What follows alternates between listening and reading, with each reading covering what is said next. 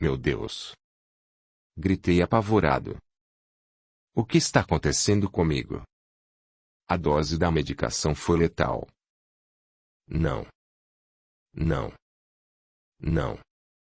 Não quero morrer. Mas se estou morto, como posso tocar meu corpo e pensar normalmente como se eu estivesse vivo? Eu continuo como se estivesse vivo. Meu Deus! A vida não acaba com a morte. Eu continuo igual. Mas eu, ainda, quero e preciso viver na Terra. A vida vale mais do que a rejeição que sinto por parte do meu pai. A vida é a vida. Vale mais que tudo. Deus me perdoe. Eu juro que jamais desejarei novamente a minha morte. Eu me arrependo de ter querido morrer. Deus, por favor, me devolva a vida. Eu tenho muito trabalho a fazer na Terra. Sinto que não era o momento de eu morrer. Eu é que encurtei o meu tempo na Terra. Por favor. Eu imploro, e ajoelhei-me no chão do quarto a chorar desesperadamente e a pedir perdão a Deus. A vida é eterna, meu amigo, eu escutei e não sabia de onde vinha a voz muito suave. O que você viu sendo enrolado no lençol é o seu corpo físico. O corpo que você sente e toca, agora, é o seu corpo espiritual, falou um homem que se fez aparecer ao lado de uma mulher, suspensos no ar e envoltos em uma linda luz ora na cor branca, ora rosa e ora azul celeste, a qual inundou o meu corpo e o quarto. Quem são vocês? O que vocês fazem aqui? O que está acontecendo comigo? Vocês são santos. Os dois me olharam amorosamente. E eu não entendi de que modo, mas consegui captar seus pensamentos ao se apresentarem como Lucinda e Belchior. Disseram-me que não eram santos. Muitíssimo longe disso. Eram tão somente meus irmãos e amigos, obreiros de Deus, no caminho da evolução espiritual, assim como eu. Senti o amor que emanava de seus corações e esse sentimento fez com que meu coração desacelerasse aos poucos. Mais tranquilo, pude observar aquelas duas pessoas cheias de luz. A Lucinda é uma mulher muito bela com aparência angelical e parece ter aproximados 40 anos terrenos, mas sem nenhuma marca do tempo em seu rosto ou corpo como ocorre quando estamos encarnados na terra física. Possui cerca de 1,90 m de altura, pele, olhos e cabelo negros compridos e amarrados em uma linda trança que desce pelas suas costas. Trajava-se com um belíssimo e ao mesmo tempo simples vestido longo até os pés. Suaves pinturas cobriam todo o vestido que representavam, na parte da frente, a imagem de uma praia paradisíaca no nascer do sol, que se transformava, nas laterais do vestido, num belíssimo pôr do sol, para finalmente na parte de trás vermos a pintura de uma noite coalhada de estrelas com suaves ondas na areia branca da praia. O Belchior, muito belo, se mostrou com a aparência de um homem de aproximados 2 metros de altura e cerca de 60 anos terrenos, embora não apresentasse rugas como os encarnados desta idade. Pele muito clara, barba parada e cabelos bem curtos, totalmente brancos. Vestia-se com uma calça na cor creme claro quase beirando ao branco e uma túnica com mangas que cobriam seus braços da mesma cor da calça, porém um pouco mais intensa. Na lateral do lado de fora de cada uma das pernas da calça havia maravilhosos bordados que pareciam serem feitos de, para termos pobres de comparação com o plano terreno, cristais esverdeados. Os bordados, cada qual com o formato de um símbolo do número 8 irradiavam luz esverdeada. Cada símbolo se apresentava com aproximados 7 centímetros, posicionados na vertical, ou seja, dispostos um seguido ao outro, desde barra da calça até o quadril. Na túnica havia o mesmo bordado, porém, um único dele disposto na horizontal com aproximados 21 centímetros, e situado no centro do peito do Belchior. Fiquei embasbacado com tanta beleza e ao mesmo tempo simplicidade desses dois irmãos.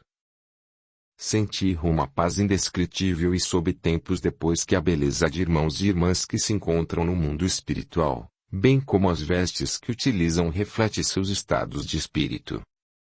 Eu me perguntei se o símbolo do número 8 significaria vida infinita. O Belchior, ao ler meus pensamentos, transmitiu também, via pensamento, a explicação no sentido de que vida infinita trata-se de um entre os milhares de significados que esse símbolo representa. Significados esses que o homem do plano físico ainda desconhece, mas que são desvendados conforme a sua evolução espiritual. Mas algo ainda mais me surpreendeu. Belchior e a Lucinda pediram que eu me deitasse em uma maca que se materializou espiritualmente suspensa ao ar a partir do pensamento dos dois irmãos. Deitei-me, os dois irmãos fecharam os olhos. Fizeram a oração do Pai Nosso, creio em Deus Pai e Ave Maria. Pronunciaram outras orações cujas palavras, neste momento, por mim eram desconhecidas. Depois, mantiveram-se em silêncio. Senti que esse silêncio era uma quietude interna. Pareceu-me que os dois irmãos meditavam. Enquanto isso, percebia que eu relaxava o corpo, a mente e o coração. Até que o Belchior aproximou sua mão direita do bordado da túnica, porém sem tocá-lo. O bordado saiu da túnica e transportou-se para a palma da mão direita do Belchior, sem, contudo, tocá-la. O símbolo flutuava no ar. E de seus 21 centímetros o bordado diminuiu ao tamanho da área da palma à mão do Belchior. O bordado passou, então, a irradiar uma luz verde mais intensa do que emitia enquanto preso à túnica.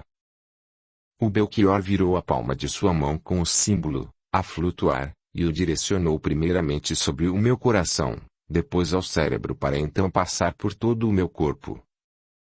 Sentia-me cada vez mais leve e relaxado, inundado por toda aquela luz. Percebi que os meus olhos se fecharam tranquilos. Mas eu continuei a enxergar tudo, calmamente, através do que me pareceu ser um ponto do centro da minha testa. E enquanto o Belchior fazia o seu trabalho, a Lucinda irradiava a luz diretamente nos incontáveis bilhões de pontos de entrada de energia do meu corpo. A impressão que eu tive é que cada um desses pontos representava uma célula do meu organismo. Cada ponto recebeu, individualmente, um jato energético de luz com uma cor específica. A maioria dessas cores e suas tonalidades são, ainda, imperceptíveis aos olhos do corpo físico do plano terreno. Embora saibamos que todas elas são desvendadas dia a dia conforme a evolução espiritual do ser humano. Por outro lado, eu identifiquei as seguintes cores, todavia, com tonalidades por nós conhecidas e, também, desconhecidas: azul celeste, azul índigo, turquesa, amarelo, dourado, laranja, rosa, rubi, branco, verde, lilás e violeta. Além da irradiação das cores, eu senti o perfume de muitas flores conhecidas e desconhecidas do plano terreno. Cada célula do meu corpo recebia um aroma diferente e o conjunto desses aromas gerou um perfume muito suave. Conforme eu inspirava e expirava o maravilhoso perfume que inundava meu corpo, os dois irmãos entoavam lindos cânticos na língua portuguesa com as palavras amor, paz, serenidade, compaixão e perdão. E eu me senti completamente equilibrado energeticamente como nunca havia vislumbrado no plano físico. O Belchior, então, fez com que o símbolo se tornasse infinitas vezes menor do que um grão de arroz, flutuasse sobre a minha nuca e irradiasse luz prateada sobre um ponto específico no qual foi aberto um orifício e o símbolo adentrou o meu cérebro. Não senti dor alguma.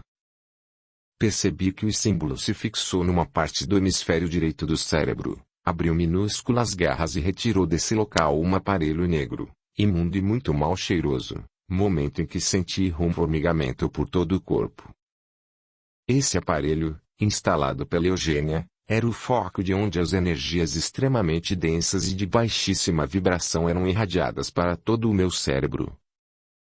A partir daí o símbolo encolheu os ganchos e guardou o aparelho dentro de si.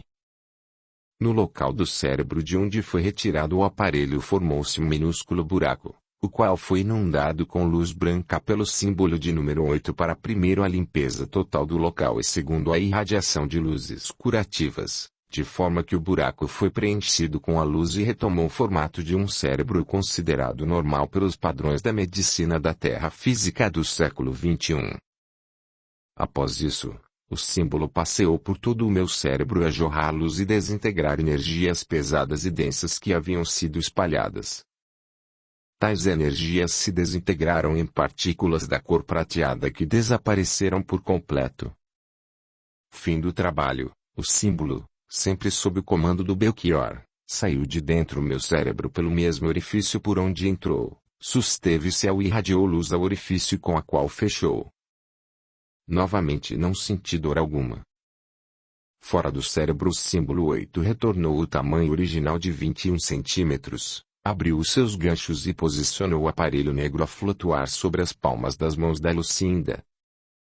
O Belchior olhou detidamente o aparelho e sob o seu comando mental fez com que o símbolo irradiasse luz prata até o aparelho se transformar primeiro numa gosma com cerca de 21 centímetros, mal cheirosa, negra e pastosa, para depois se desintegrar em minúsculas partículas prateadas que desaparecerem totalmente. Neste momento, o símbolo posicionou-se novamente como um bordado na túnica e eu tive um espasmo.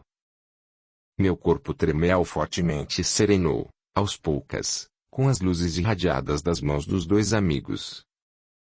Soube pelo Belchior que a gosma era um aparelho desenvolvido por magos negros que habitam dimensões de baixíssima vibração do plano espiritual. E que desenvolvem esses aparelhos para prejudicarem profundamente irmãos e irmãs encarnados ou desencanados.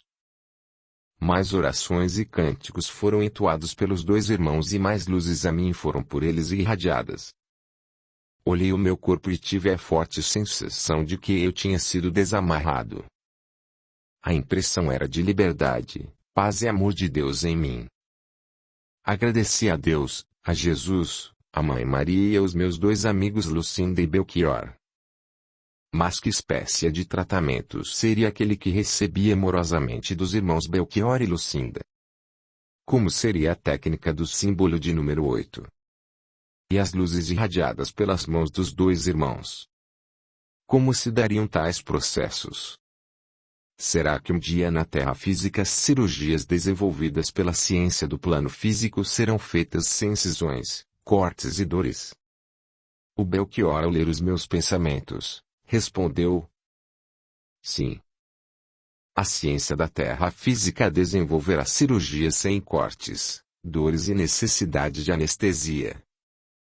Nesse dia a ciência da dimensão física em que ora vivemos e a ciência espiritual estarão se desenvolvendo 100% de mãos dadas e entrelaçadas como uma única ciência.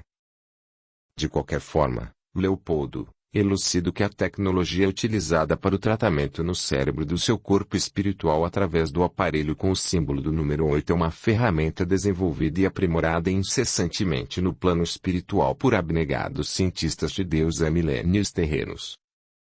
A ciência da Terra física, ainda, não desenvolveu essa técnica, sendo certo que ela será desenvolvida no plano terreno paulatinamente conforme a evolução espiritual do homem.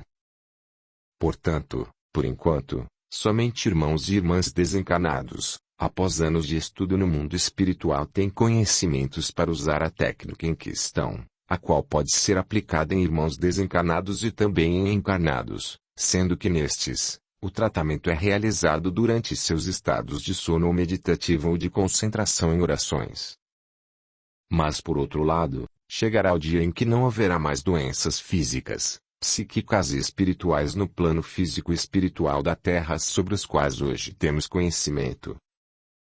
Isso porque os corações de todos os seres humanos, encarnados e desencarnados terão compreendido o real significado do amor e da fraternidade universais, as quais reinarão por todo o ambiente físico e espiritual do planeta Terra.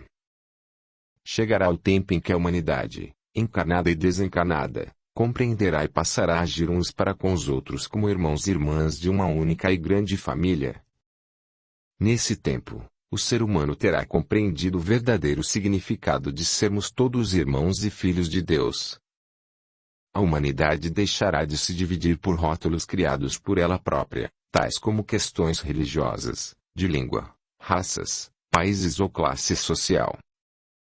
Esse tempo está a chegar.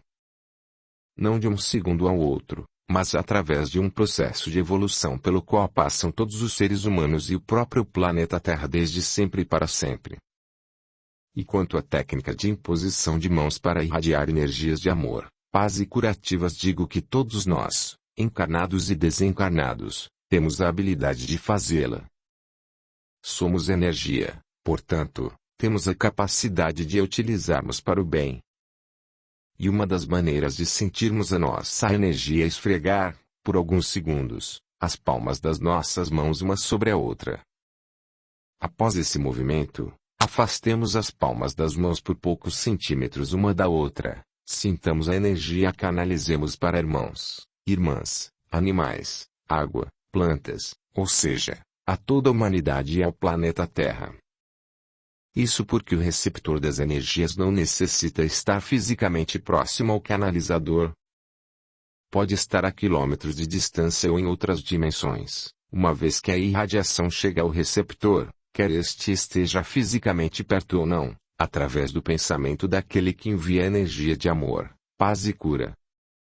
Mas a energia de amor, paz e cura pode ser canalizada sem a necessidade de utilização das mãos, caso estas por algum motivo estejam impossibilitadas ou assim desejar o irradiador. Isso porque, repito, o alicerce à irradiação de energia é pensamento e sentimento no amor. E lembremos que o amado Mestre Jesus impunha suas mãos amorosamente em irmãos e irmãs e fazia milagres. Porém, nenhuma irradiação de energia de amor, paz e cura age por si só. Sua eficácia depende fundamentalmente do paciente.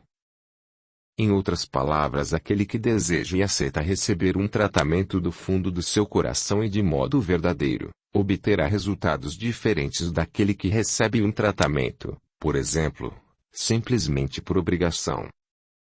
Além disso, aceitar e receber um tratamento não basta. A cura de nós, seres humanos, está na eliminação de predisposições negativas. E isso se dá com uma mudança no padrão negativo de pensamentos, emoções, sentimentos, palavras, crenças e ações. Portanto, transformemo-nos para o bem e elevemos nossas vibrações. É um esforço necessário a ser feito em todos os instantes das nossas vidas. E ao compreender esses maravilhosos ensinamentos, percebi que acalmei por completo. Fui convidado, então, pelos dois abnegados irmãos para acompanhá-los a uma abençoada cidade espiritual chamada Casa do Acolhimento em Deus. Concordei feliz e adormeci para acordar suspenso no ar amparado pela Lucinda e Belchior sobre a bela cidade. Percebi que eu flutuava sobre um lindo lago com água cristalina e cristais translúcidos em seu fundo que irradiavam uma maravilhosa luz branca.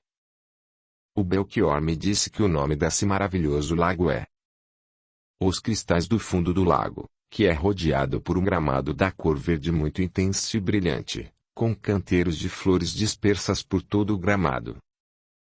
Flores essas com os mais diversos formatos, cores e perfumes, muitas dos quais desconheço suas existências, ainda, no plano físico. E subimos mais um pouco no ar para que eu pudesse ter uma imagem de toda a cidade. Fiquei sem palavras.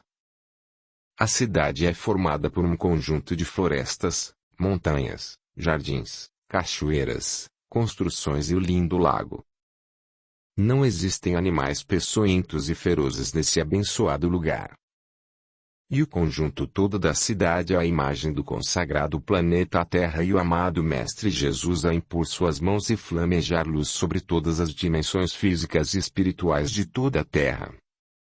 Eu senti que essa imagem não é estática como um quadro, mas que tem vida própria, pois percebi que os fachos de luz, nas mais variadas cores por nós conhecidas e desconhecidas, que saem dos dedos das mãos da figura de Jesus alcançam a todos os seres encarnados e desencarnados do planeta Terra e o próprio planeta nas suas infinitas dimensões.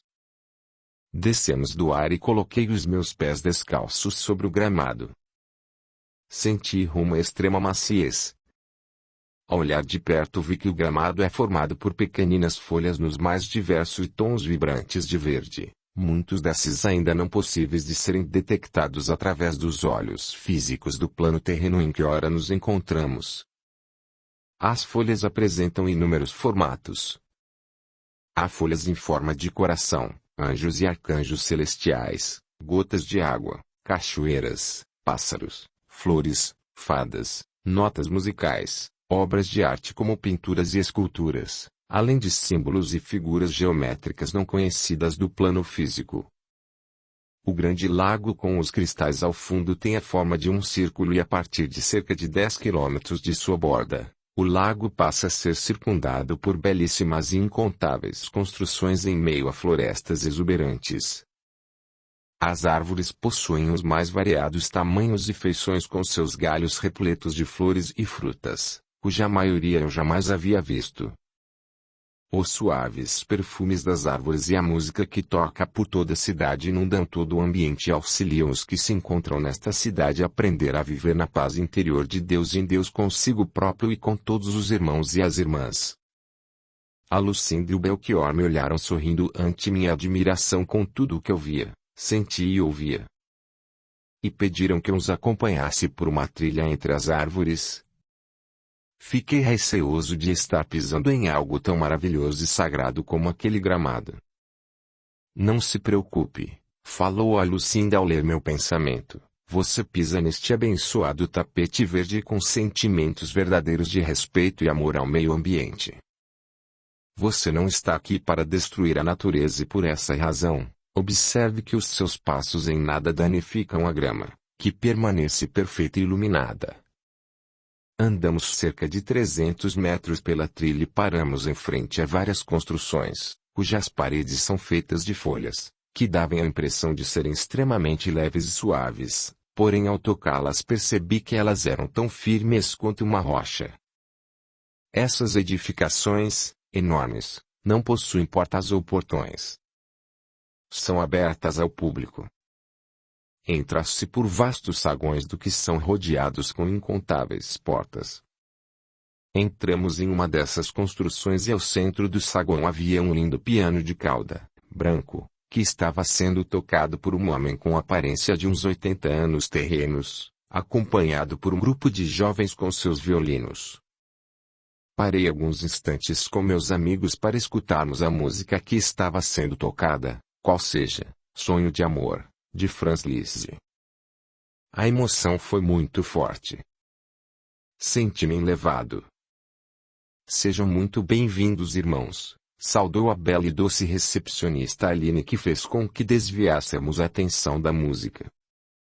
Ela dirigiu a nós três um amoroso sorriso e pediu que eu a acompanhasse. Por ora meus amigos se dedicariam a outros afazeres e em outra oportunidade se encontrariam comigo novamente. Abracei os dois maravilhosos amigos e deixei-me levar pelas mãos da Aline, que percebendo minha curiosidade e vontade de fazer perguntas deixou-me à vontade. Você também está morta como eu? Perguntei. Aline deu mais um lindo sorriso e disse que caso pensemos na morte como renovação e jamais destruição, ela pedia a Deus para morrer todos os dias. Porém, naquele momento, seu corpo físico dormia e enquanto isso ela trabalhava na cidade espiritual Casa do Acolhimento em Deus como voluntária. Jamais imaginaria que uma pessoa viva na Terra trabalhasse como voluntária no mundo espiritual. Como isso é possível? Quando estamos encarnados na Terra física temos um corpo físico envolto por um corpo espiritual. No momento em que o corpo físico dorme, o corpo espiritual daquele se desprende parcialmente, uma vez permanecem ligados por meio de cordões energéticos. Durante esse desprender, o corpo espiritual quebra as barreiras de tempo e espaço como os conhecemos na Terra física. Com essa quebra de barreiras, o espírito tem condições, por exemplo, de estar no Brasil e ir ao Japão em questão de segundos ou até menos. E também viajar por diversas dimensões. De todo modo, o espírito se desloca a lugares e se encontra com irmãos e irmãs encarnadas ou desencarnadas com os quais possui afinidades vibracionais. Por exemplo, um irmão ou uma irmã que passa o dia a consumir bebidas alcoólicas ou drogas, no momento do sono, por sintonia energética, possivelmente se dirigirá a lugares em que se encontram essas substâncias e pessoas que delas façam uso. Repito, é uma questão de sintonia energética. Com relação ao meu trabalho neste lugar, eu o faço voluntariamente.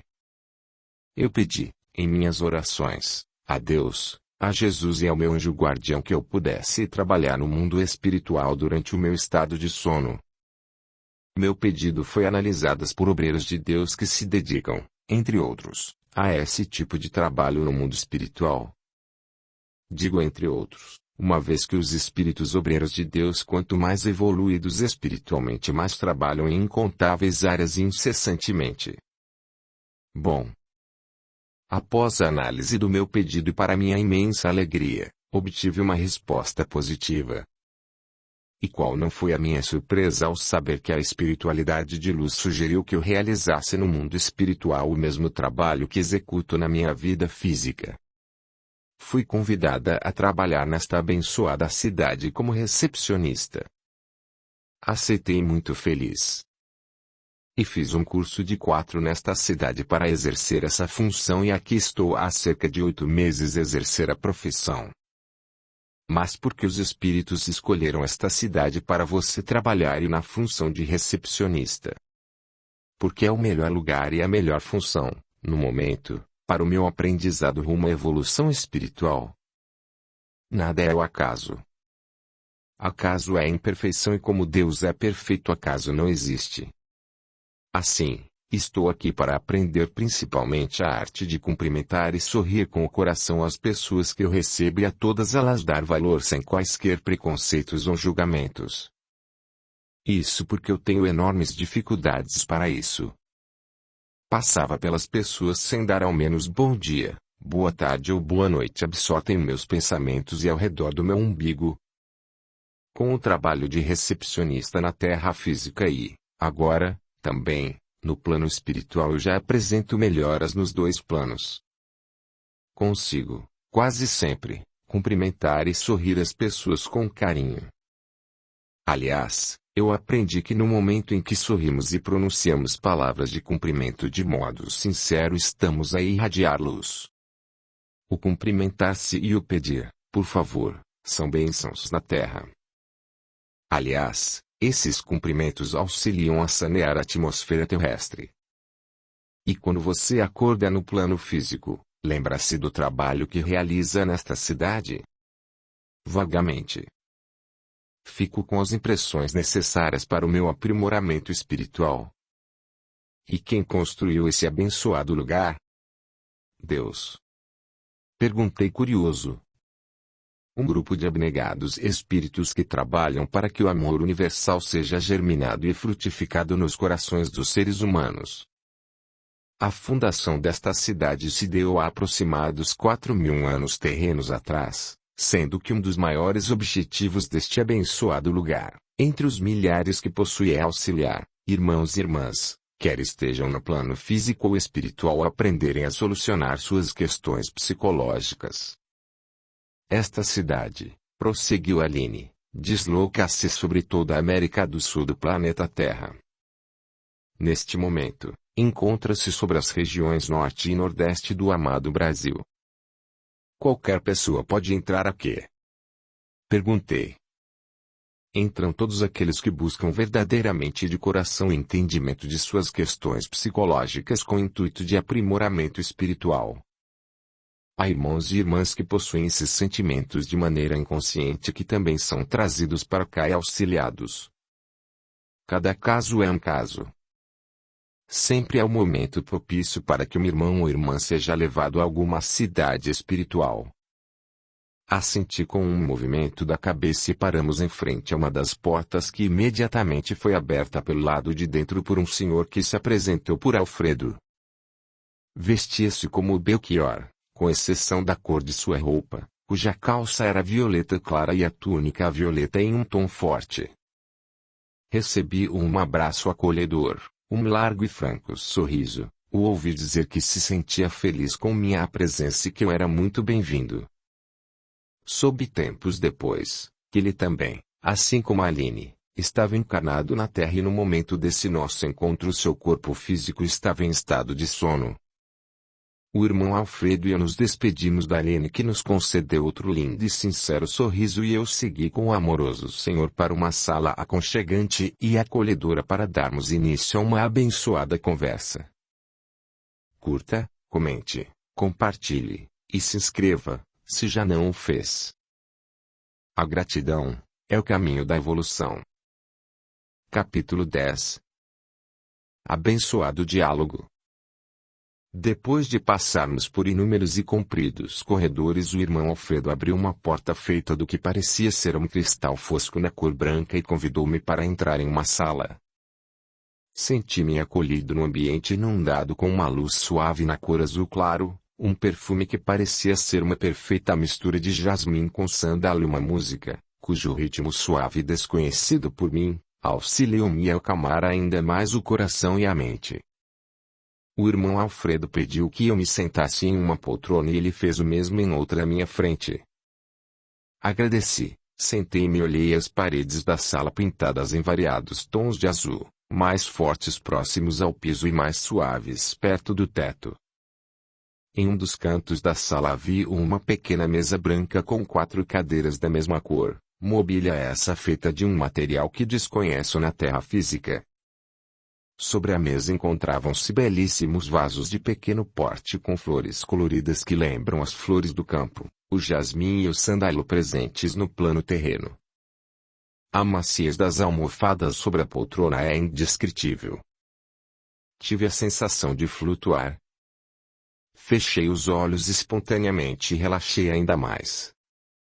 O irmão Alfredo aguardou alguns momentos e carinhosamente me ofereceu um copo de água, cujo sabor muito agradável eu ignoro. Agradeci e tomei o abençoado líquido com muito gosto.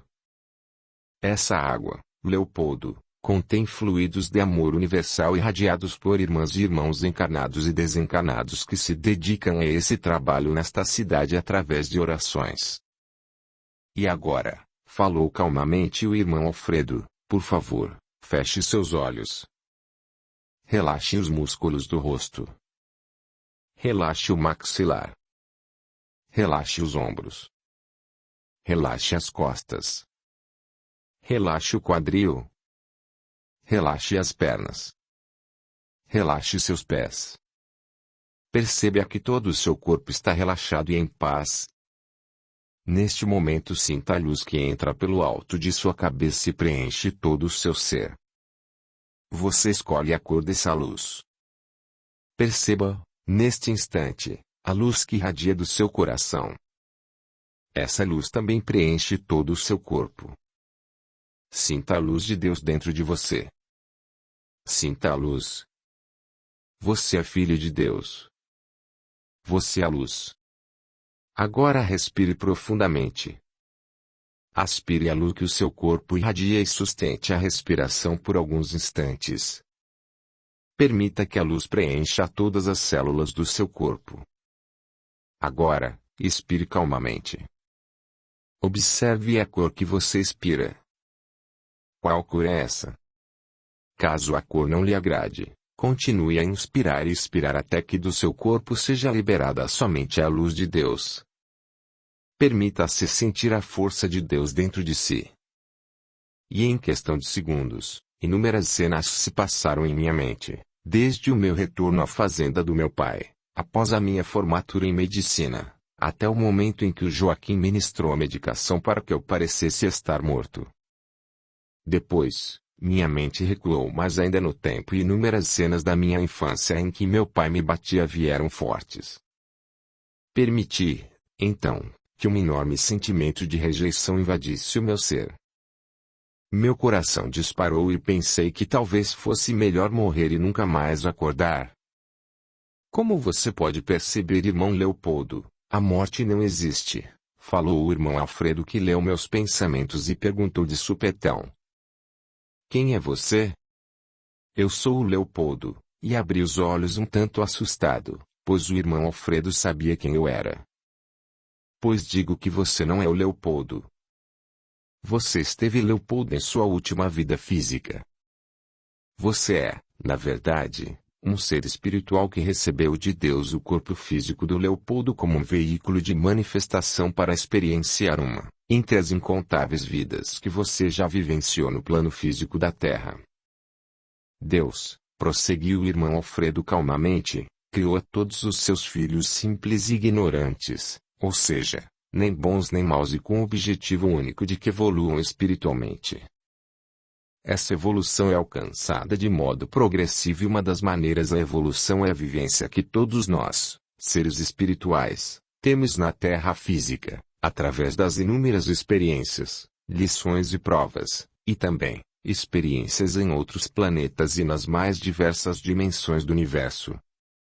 Isso quer dizer que habitar um corpo na dimensão física do planeta Terra como o do Leopoldo é algo transitório. O corpo físico morre, mas o ser espiritual que somos é imortal. Todavia, viver na Terra física com um corpo físico é sempre uma abençoada e maravilhosa oportunidade para adquirirmos conhecimentos e com eles nos tornarmos melhores e evoluirmos espiritualmente. Nossa evolução pode ser mais lenta ou mais demorada, com sofrimento, menos sofrimento ou sem sofrimento, mas isso depende de cada um. Explico. Deus nos concedeu a lei divina do livre-arbítrio. Assim, temos a liberdade para pensar, sentir, emocionar-se, falar, agir e reagir perante as experiências, lições e provas da vida. Somos seres livres e não máquinas comandadas por botões. Há irmãos e irmãs que aceitam as provas sem queixas e lamúrias e as compreendem e agem como parte do aprendizado para o processo evolutivo espiritual. Há aqueles que se revoltam, recusam-se a adquirir conhecimentos e decidem, por livre e espontânea vontade, manter-se estagnados. Essa estagnação pode durar uma vida física inteira ou ainda milhares delas. De todo modo, todos sem uma única exceção, um dia, sob a lei divina da evolução, têm o despertar para Deus, que habita dentro de cada um. Sendo assim, eu pergunto por que você esteve na vestimenta do corpo Leopoldo. Quais foram os seus aprendizados? Você, como Leopoldo, viveu como se propôs a viver antes de encarnar no corpo do Leopoldo? Essas perguntas foram como um soco no meu estômago. Senti enjoo e recebi do irmão Alfredo pequeno balde para vomitar. Precisei, ainda, utilizar um banheiro devido a uma forte diarreia. Depois de me recompor e receber luzes calmantes e curativas das mãos do irmão Alfredo, eu me sentei novamente à sua frente. Ele me olhava e aguardava uma resposta. Eu não cumpri com o que me propus. Eu sei disso. Minha decisão foi pela desistência da vida. Sempre me senti vítima e coitado. Não merecia ter o Jerônimo como pai e a Aurélia como mãe. Sempre tive pena de mim mesmo. O irmão Alfredo me olhou carinhosa, pacientemente e disse: existe uma lei divina denominada Lei Divina do Merecimento. De acordo com essa lei, Deus concede a cada um dos seus filhos tudo o que merecem e necessitam para a evolução espiritual. Em outras palavras, cada qual nasce no país, na cidade, no bairro, tem os pais e a família que merece e necessita, e por aí vai. E não confundamos a lei do merecimento com o castigo de Deus, porque Deus jamais castiga os seus filhos. Repito e enfatizo. Deus jamais castiga os seus filhos. A lei do merecimento é uma dádiva de Deus. Sendo assim, eu pergunto a você, Leopoldo, quais conclusões você tira da nossa conversa até este momento? Com o estômago ainda embrulhado, eu pensei alguns instantes e respondi: No corpo físico que Deus me concedeu para estar Leopoldo, fui um entre os milhões ou bilhões de corpos físicos em milhões ou bilhões de vidas que já vivenciei no planeta Terra e em outros planetas e dimensões. Portanto, muita coisa deve ter acontecido no passado para que eu nascesse como Leopoldo, filho do Jerônimo e da Aurélia e irmão da Olímpia, respondi. Deus sabe o que faz. Mas eu não me lembro do passado. Por isso é que eu disse que fui injustiçado, principalmente pelo meu pai durante toda a minha vida como Leopoldo. Se eu soubesse do passado, talvez as coisas fossem mais fáceis. Leopoldo, Deus nos concedeu a benção momentânea do esquecimento das vidas passadas enquanto vivenciamos vidas no plano físico da Terra. Caso conhecêssemos todo o nosso passado, a vida social seria praticamente impossível. Por exemplo, de que modo um pai e uma mãe receberiam em seus braços um filho que, por exemplo, os assassinou em outras vidas e desse fato os envolvidos tivessem total consciência? Como conviver com um irmão consanguíneo que muito prejudicamos em uma vida passada se os dois tivessem conhecimento do fato? De qualquer forma, o esquecimento do passado não é absoluto. A lembrança se dá muitas vezes na forma de intuição, que é a chamada voz da consciência, por meio da qual somos advertidos a respeito das nossas escolhas. Lembramos, ainda, de vidas passadas em sonhos, porém, ressalto, que nem todo sonho é lembrança de vida passada. Há, também, casos de lembranças passadas quando encontramos pessoas ou vamos a lugares pela primeira vez em uma de nossas vidas e temos a forte sensação de que já conhecíamos essa pessoa ou lugar. Esse fenômeno, natural, pode ser uma lembrança e é conhecido por uma expressão na língua francesa déjà vu, que em português significa já visto. De todo modo, saliento que é louvável a busca de irmãos e irmãs encarnados por uma terapia de vidas passadas para que lembranças possam aflorar. Todavia, esse tipo de terapia deve ser feita com um único propósito, qual seja, terapêutico para que sérios e graves conflitos internos possam ser superados. E sempre com o auxílio de sérios, éticos e competentes profissionais. Por outro lado, fazer terapia de vidas passadas por simples curiosidade para saber quem foi ou que fez é algo extremamente danoso com prováveis graves e negativas consequências. Eu gostaria muito de me lembrar das minhas outras vidas já que deixei a vida física, falei. Filho, não basta desencarnar para que, magicamente, nos venham à mente imediatamente todas as lembranças das vidas passadas.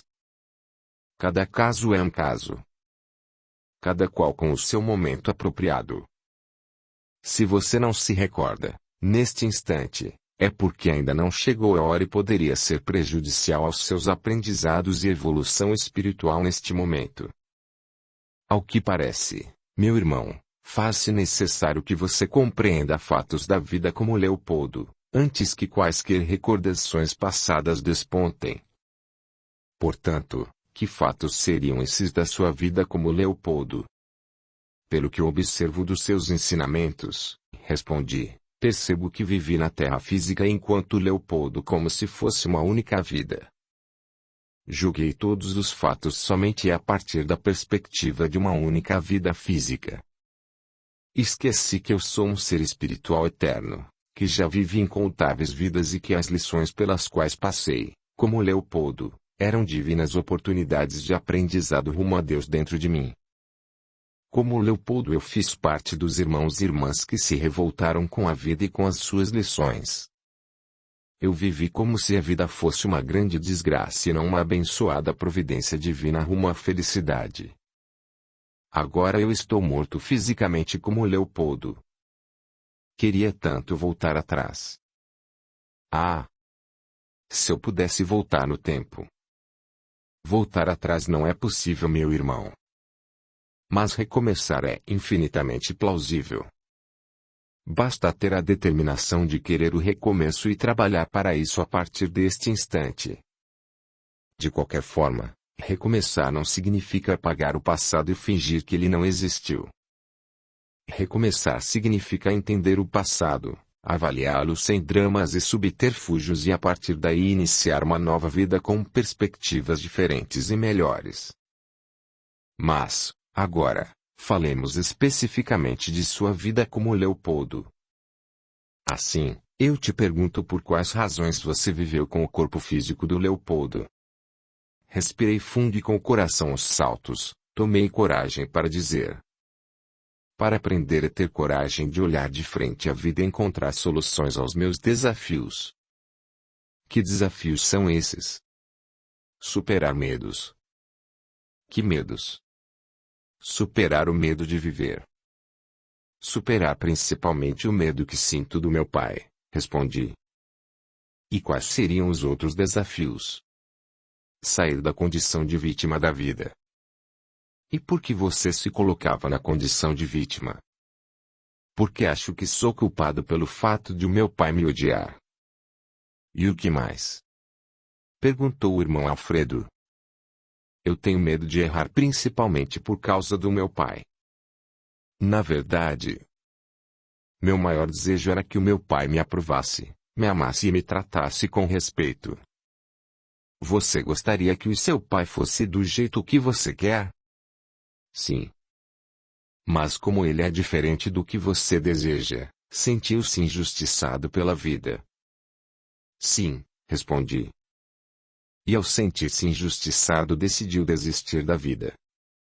Sim, respondi. Bem. Vamos por partes. Falemos primeiro do sentimento do medo, depois do sentimento de culpa, do seu desejo de que seu pai seja e o ame ao seu modo e, então, falaremos sobre a sua desistência em viver. Sendo assim, pergunto o que significa medo para você? Tenho medo de errar, pois tudo o que eu faço é motivo para descontentamento do meu pai. Você tem certeza que tem medo de errar? Tenho sim. E falei pela primeira vez com confiança na voz e sem me fazer de vítima. Não creio. Acredito que você não tem medo de errar. Você tem medo do julgamento do seu pai quanto aos seus atos. E como seu pai não te aprova como você quer que ele o faça, você decidiu, por livre e espontânea vontade, desistir da vida e justifique essa decisão na figura do seu pai. Explico: você responsabiliza o seu pai por ter desistido da sua própria vida no plano terreno como Leopoldo.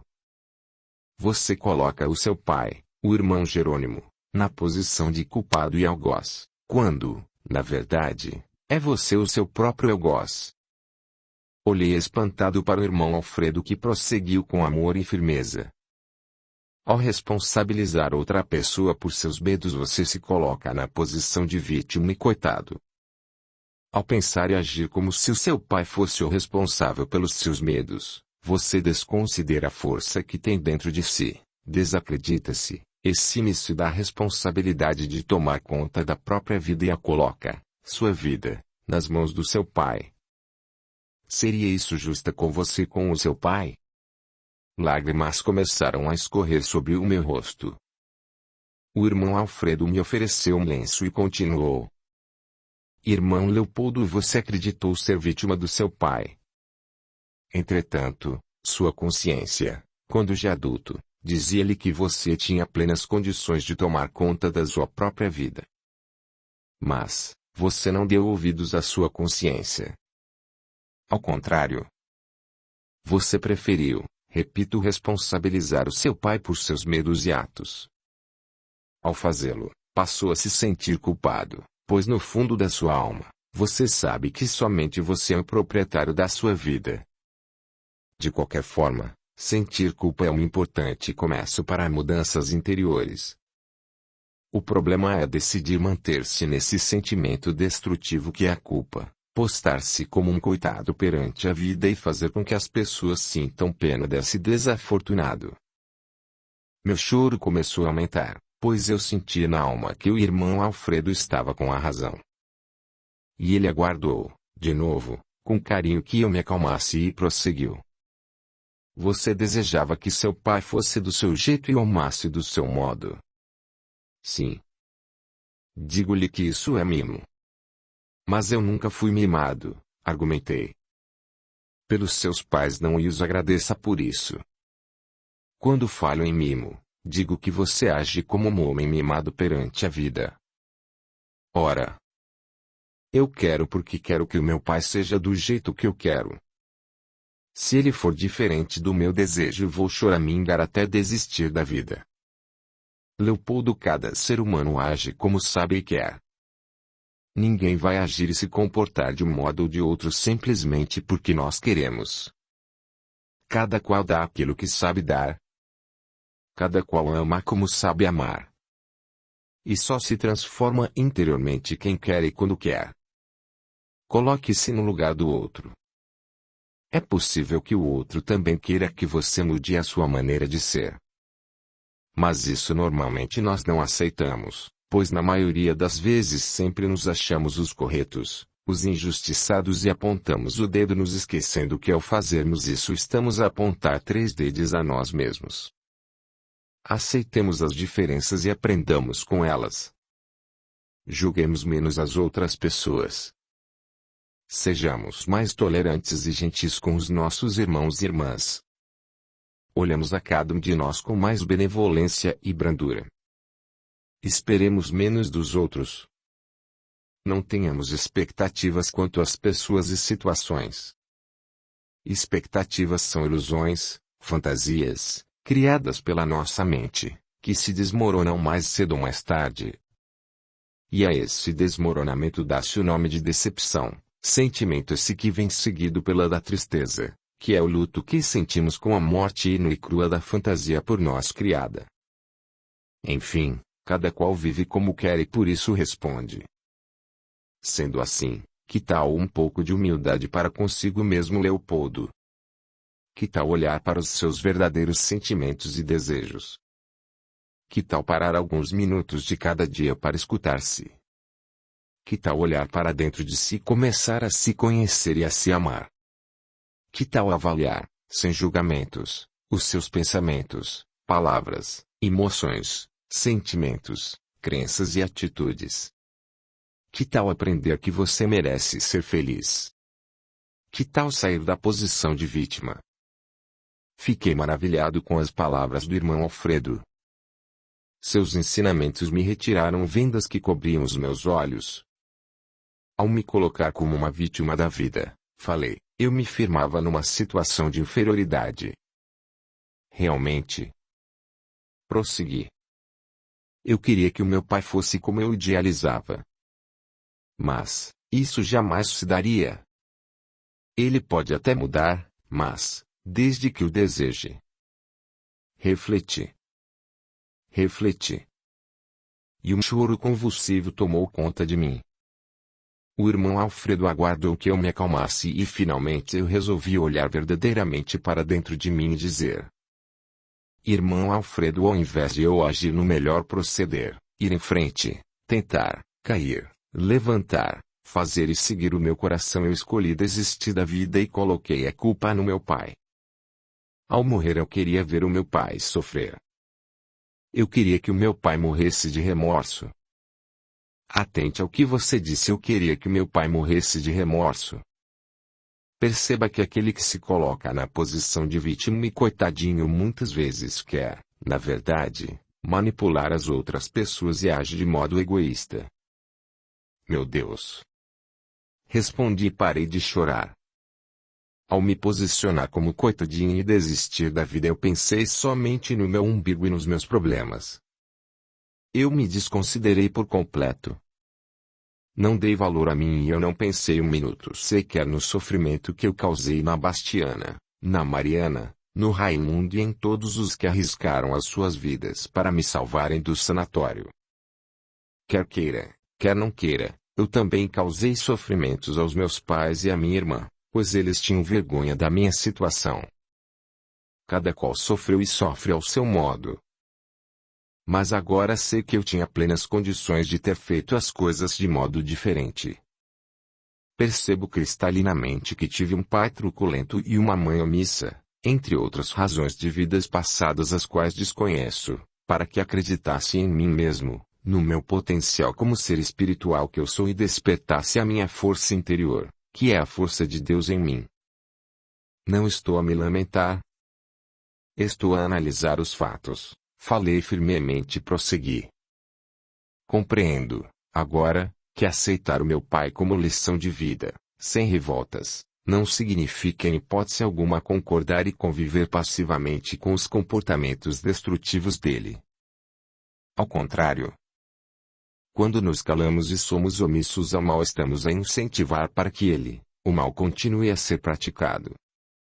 É necessário descruzar os braços e indignar-se de modo pacífico através de ações concretas, firmes e amorosas, limitar a ação do outro de modo saudável e ter a coragem de dizer não, sem brigas, agressões ou hostilidades, e jamais se permitir ser marionete nas mãos daquele ou daqueles que têm a intenção de serem os donos da nossa opinião e da nossa vida.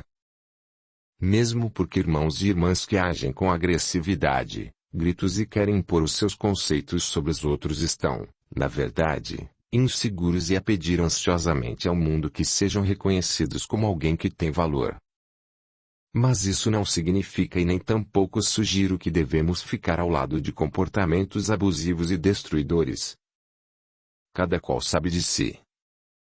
O que quero dizer é que nos lembremos que irmãos e irmãs com comportamentos imoderados e maléficos são filhos de Deus assim como nós, ou seja, são nossos irmãos e irmãs que se esqueceram disso momentaneamente, que nos vigiemos e oremos para não cairmos de modo algum nas armadilhas do ódio, da raiva e da vingança, e que por esses irmãos e irmãs tenhamos compaixão e por eles oremos sinceramente com o coração para que compreendam o amor e tenham discernimento sobre a importância de não mais desejarem prejudicar a si mesmos e aos outros.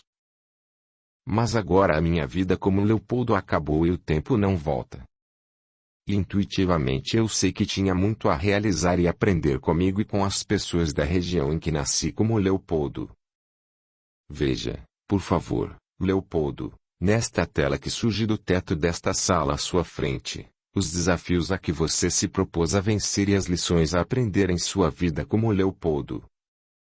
Percebe, irmão, que é o momento de você ver o seu futuro e não o seu passado. Atente-se ao fato de que você rogou a Deus para nascer filho do irmão Jerônimo. E eu a tudo assisti, meu peito se apertou de arrependimento.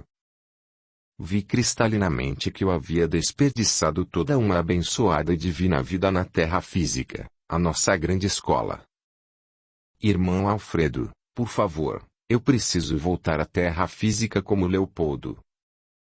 Preciso passar por todas as lições que acabei de ver na tela e trabalhar para superá-las.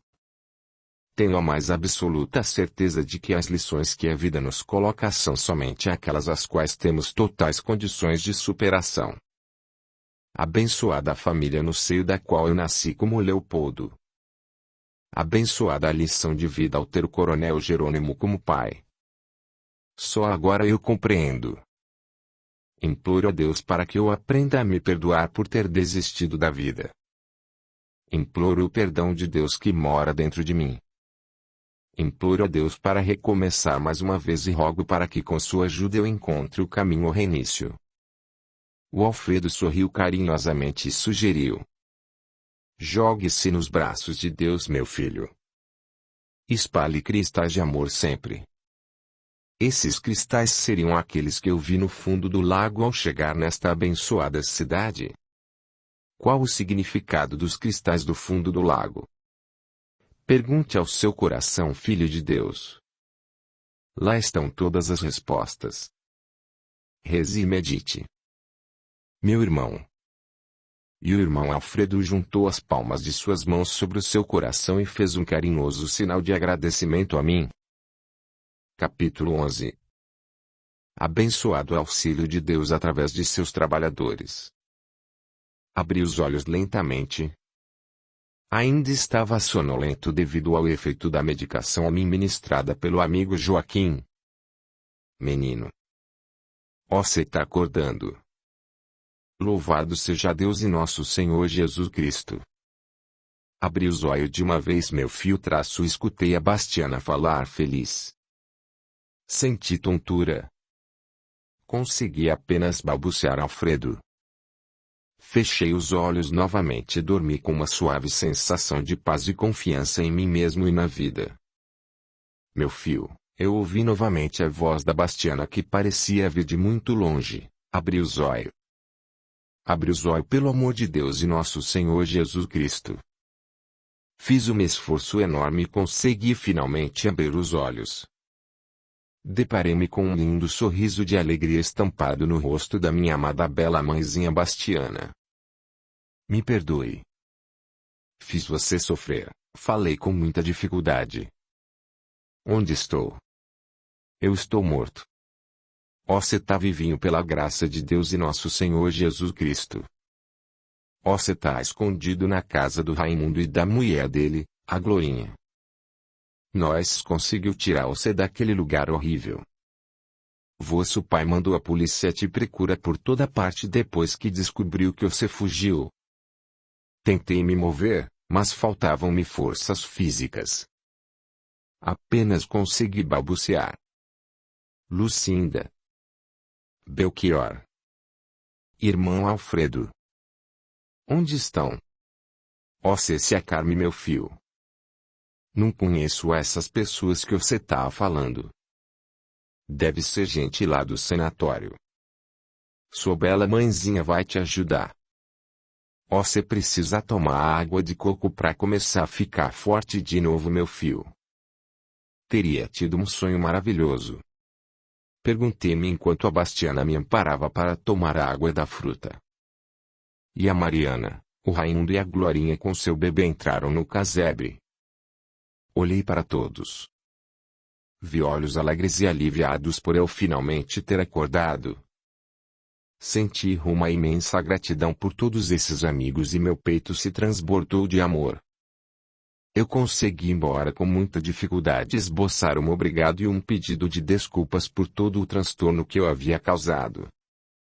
Todos disseram que o importante, no momento, era a minha recuperação e que eu me preocupasse somente com isso. Olhei com ternura para aquelas pessoas simples com seus corações puros em sentimentos e a minha vontade de viver se tornou ainda mais forte dentro de mim. Pensei na Lucinda, no Belchior, na Aline, no irmão Alfredo e nos cristais do fundo do lago. Que lugar seria aquele? Lembrava-me de ter tido uma conversa maravilhosa com o irmão Alfredo em que entendera muitas coisas da vida. Só não conseguia me lembrar dos detalhes. E os belíssimos cristais no fundo daquele lago? Quais significados teriam? A experiência naquele maravilhoso lugar foi tão vívida e intensa que eu custava a crer que fosse somente um sonho. Algo diferente havia acontecido comigo. Eu tinha mais absoluta certeza disso. Olhei para todos pensativo e percebi que os conhecia de muito tempo atrás, diria, de vidas passadas. Então, deparei-me com o olhar da bela Mariana e meu coração disparou de amor. Preciso me recuperar. Tenho muito trabalho a fazer. Falei ofegante. Antes de tudo, falou a Mariana, nós precisamos tirar você daqui, Leopoldo. Seu pai colocou toda a polícia desta região atrás de você e de nós também. Somos considerados suspeitos por ter ajudado você a fugir. O enfermeiro Joaquim, neste momento, assim como vários outros enfermeiros e funcionários do sanatório estão sendo interrogados pelo delegado da nossa cidade. Eu preciso ajudá-los, falei com muito esforço. Tenha calma, disse a Mariana. Para ajudar, primeiro você precisa se recuperar. Tem pelo menos uns 30 quilos para engordar. Sendo assim, eu e você iremos para o hospital do casal alemão Rolf e Ingrid Schmidt. Eu os conheço desde pequena. Eles estudaram medicina com o meu tio Albert na Europa e depois de formados decidiram vir ao Brasil para fundar esse hospital. Acho que você já ouviu falar desse hospital. Ele se localiza a cerca de 300 quilômetros daqui. Fiz um sinal afirmativo com a cabeça. Eu já ouvira falar desse casal. Sabia que eles faziam um trabalho maravilhoso na região. Atendiam a todos os que lá pediam socorro de graça. Graças a Deus, europeus, amigos do casal enviavam dinheiro para auxiliar com os custos do hospital. Consegui fazer contato com o casal, prosseguiu a Mariana. Contei a sua história e eles prontamente se dispuseram em ajudá-lo. Você ficará escondido no hospital com um nome diferente. Não acho correto mudar o nome para se esconder, mas no seu caso, faz-se necessário, pois se seu pai o encontra e interna de novo naquele lugar, muito provavelmente você não terá condições de sobreviver. Iremos hoje mesmo. Ficarei com você o tempo necessário para sua recuperação e depois retornarei à Europa para lá eu morar definitivamente. E enquanto você estiver internado eu trabalharei como médica. Não terei problemas com a minha família, pois todos acreditam que eu estou na Europa. Meu pai e minha mãe resolveram aceitar a minha volta, pois diziam que eu lhes envergonhava ao descobrirem que eu era médica e o pior, que eu trabalhava para pessoas que eles tristemente chamam de pobretões e ignorantes da região. Levaram-me ao porto, esperaram que eu subisse as escadas do navio, se despediram e foram embora. Esperei alguns momentos para me certificar de que eles estavam longe e cá estou eu. Eu não tinha alternativa. Se o meu pai descobre que ainda estou por aqui a te auxiliar. Meu Deus! Não quero nem pensar. Bom. Mas para irmos ao hospital, teremos que pegar o trem e a estação. Como você sabe, não é tão perto daqui. Assim, você precisará ser bastante forte. O Raimundo nos levará disfarçados em uma carroça até a estação. Eu e você iremos escondidos debaixo de muito feno. Na estação de trem dificilmente alguém nos reconhecerá, pois como você pode observar, Leopoldo, eu e você estamos vestidos com roupas emprestadas pelo Raimundo e pela Glória. Passaremos por um casal de agricultores igual aos vários desta região. Além disso, na estação de trem usaremos esses grandes chapéus. Veja. São bem grandes. Você se passará por meu marido doente. Océis agora para de falar, disse a Bastiana. Océis precisa partir com a benção de Deus, de nosso Senhor Jesus Cristo e da Mãe Maria. E fomos cobertos com feno da cabeça aos pés na parte de trás da carroça. Mal deu tempo para eu pensar em algo. Quando dei por mim a carroça já sacolejava e seguia o seu destino. Depois de um tempo que me pareceu uma eternidade devido às dores no corpo em razão da fraqueza, paramos, o feno foi retirado e o Raimundo auxiliou-me a sair da carroça. Agora é com vocês. Deus os proteja e os abençoe. Se recupera, doutor, por favor. Nós gosta muito de você e o povo daqui precisa de você e da doutora Mariana, falou o Raimundo que se despediu de nós com lágrimas no rosto. Despedimo-nos e com muita dificuldade a Mariana praticamente me arrastava para alcançarmos a estação ferroviária. Pedi forças a Deus e conseguimos alcançar o guichê. A Mariana comprou as passagens e nos dirigimos à plataforma do trem que, graças a Deus, já estava lá, parado, aguardando o embarque e desembarque de passageiros. Consegui sorrir para Mariana. Acreditamos que o trem estava na estação por pura sorte, quando que na verdade era a providência divina sempre em ação. Entramos no trem. Não chamávamos a atenção de ninguém. Aliás, mal nos olhavam. Senti-me invisível pensei.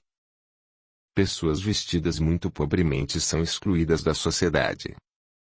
O valor social, eu pensei, ainda não se baseiam somente nos bons sentimentos, mas na roupa e de que modo nos vestimos. Bom. Sentamos sobre um duro banco de madeira, mas que devido ao alívio por conseguirmos embarcar, pareceu-me mais macio dos assentos. A Mariana fez com que eu descansasse a cabeça sobre o seu ombro. Eu respirava com muita dificuldade, afinal tudo tinha sido um grande esforço para mim. Fechei os olhos, exausto e adormeci. Não vi a viagem passar e quando fui acordado pela Mariana havíamos chegado à estação de trem mais próxima do hospital. Do lado de fora da estação, uma charrete do casal Schmidt nos aguardava. E embora atordoado, lembro-me de nossa chegada ao hospital, pois assim que o portão foi aberto deparei-me com um lindo lago, com belas pedras ao fundo e não cristais. Lembrei-me do lago com os cristais. Quero muito voltar a vê-lo, pensei.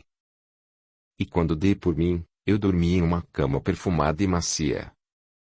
Quando é que o moço vai decidir acordar completamente? Precisamos de mais médicos para nos ajudar com o trabalho deste hospital. Há muita gente para ser atendida. Nós mal damos conta. E eu soube pela Mariana que você é um excelente médico. Escutei uma voz grave ao longe. Quem estaria falando comigo? Seria o irmão Alfredo. E os meus amigos Lucinda e Belchior estariam por perto. Consegui abrir e manter os olhos abertos, pois já me sentia bem mais forte fisicamente devido ao tratamento que recebia amorosamente dos trabalhadores do hospital. Perguntei onde estavam o Belchior, a Lucinda e o Alfredo. Desconheço essas pessoas. Não temos funcionários com esses nomes por aqui, Leopoldo, e ao que eu saiba nem pacientes. E o lago? Perguntei. Gostaria de ver os cristais que estão no seu fundo. Leopoldo, temos um lindo lago na entrada deste hospital, porém não há cristais em seu fundo. Há muitas pedras, e algumas muito bonitas. De todo modo, que tal se sentar? Perguntou a voz calorosa, que não aguardou a minha resposta e foi logo me auxiliando a inclinar o corpo cerca de uns 30 graus. Olhei o quarto em que me encontrava. Muito grande. Vi dezenas de camas com pacientes deitados sobre todas elas. A minha cama estava em um canto que mal dava para ser vista da porta de entrada. Eu não estou na cidade do lago com os cristais. Acho que eu estou vivo. Pensei. Deixe que eu me apresente a você, continuou o homem que falava comigo. Meu nome é Rolf, e estendeu sua mão que mal consegui apertar, devido à fraqueza do meu corpo. Olhei para o Sr. Rolf, muito alto, com uma grande barriga e a me olhar ternamente. Agradeci emocionado a Deus por estar vivo na terra física e, também, ao Sr. Rolf pela ajuda que recebia naquele abençoado hospital. Quero melhorar, falei resoluto.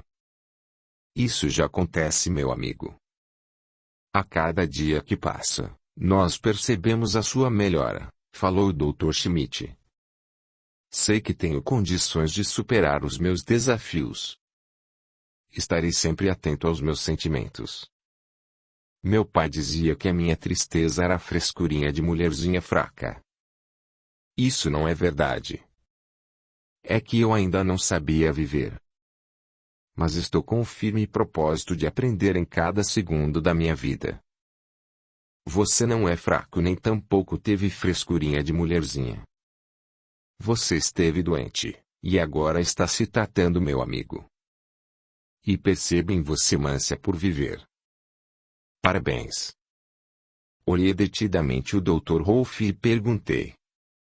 Pelo que o senhor diz, eu estou vivo, certo? Ao que eu saiba, sim. Veja. E o Sr. Rolf me deu um beliscão de brincadeira. Sorri. E a partir desse dia mais sorrisos vieram. Muitos. Em 6 meses eu já me sentia muito bem e estava recuperado. O Dr. Rolf conversava por 1 hora comigo todos os dias no mesmo horário sobre a minha vida e a vida de modo geral. Durante essas conversas, embora nem eu tampouco o Dr. Rolf tivéssemos consciência disso, nós sempre contávamos com a presença do irmão Alfredo, da Casa do Acolhimento em Deus, a nos irradiar energias de amor e, nos momentos oportunos, intuir ao Dr. Rolf e a mim com pensamentos edificantes. Além das conversas, Eu me alimentava muito bem e fazia caminhadas regularmente no jardim nos fundos do hospital. Evitava ficar à frente do hospital para que eu não corresse o risco de alguém da rua me ver e reconhecer. Mas, durante a noite eu dava as minhas escapadas. Sentava na grama debaixo das árvores que rodeavam o lago com suas lindas pedras ao fundo e ficava a olhar o céu coalhado de estrelas e a meditar. Até que em uma dessas noites... Olá, Leopoldo, disse a Mariana que, pela primeira vez desde que estávamos no hospital, se sentou ao meu lado calmamente. Vejo que está cada dia melhor. A cor do seu rosto voltou completamente. Seu corpo já está forte e saudável novamente, graças a Deus. Parabéns. Olá, Mariana. Que bom vê-la descansando. Desde que aqui chegamos somente nos vemos rapidamente. Falei com o coração aos saltos devido à emoção com a proximidade dela. O Dr. Rolf sempre me fala sobre o belo trabalho o que você tem feito por aqui, principalmente com as crianças. Parabéns para você também. Peço desculpas por termos tido tão pouco tempo para conversar, Leopoldo. Realmente. Tenho trabalhado e aprendido muito nesses últimos meses. O casal Schmidt tem me ensinado muito. Estou muito feliz e devo isso a você. Muito obrigada. Se não fosse por você eu estaria na Europa e lá eu não teria o casal Schmidt para me ensinar a exercer a medicina com a realidade deste lugar. Eu é que tenho muito a te agradecer, Mariana. Você sabe disso. Vamos agradecer a Deus a vida e por sua recuperação. Mas... eu vim até aqui para te contar uma novidade. Você vai receber alta dentro de poucos dias. Levei um susto. Meu coração disparou. Todos os acontecimentos desde o discurso do meu pai em que prometia ao povo humilde que faria chover veio à tona em minha mente e meu corpo começou a tremer. A Mariana, sem dar atenção ao meu desespero, continuou a conversar normalmente. Talvez seja esse o momento de retomar sua vida. O que acha? Sim. Respirei fundo. Eu não sei o que fazer nem por onde começar. Pelo começo, brincou Mariana. Pelo primeiro passo. Assenti com a cabeça. Lembrei-me vagamente da conversa que tive com o irmão Alfredo e acalmei-me. E permanecemos ali alguns minutos em frente ao lindo lago a observá-lo. Fechamos os olhos e deitamos sobre a grama. Não sei por quanto tempo permanecemos assim, até que senti a mão da Mariana tocar a minha. Abrimos os olhos e nos olhamos. Meu coração disparou. E o Sr. Rolf se aproximou.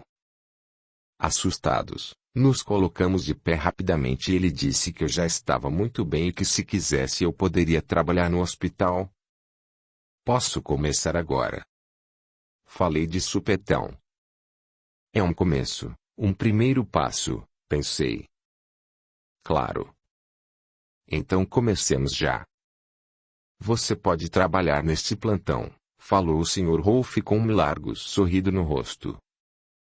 Muitos pacientes o esperam. E assim foi feito. Iniciei meu trabalho naquela mesma noite.